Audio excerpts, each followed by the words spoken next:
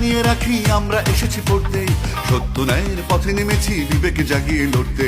আমার ভাইয়ের রক্ত লাল, ঘুম আসে না ঘরে, বিচার চাই।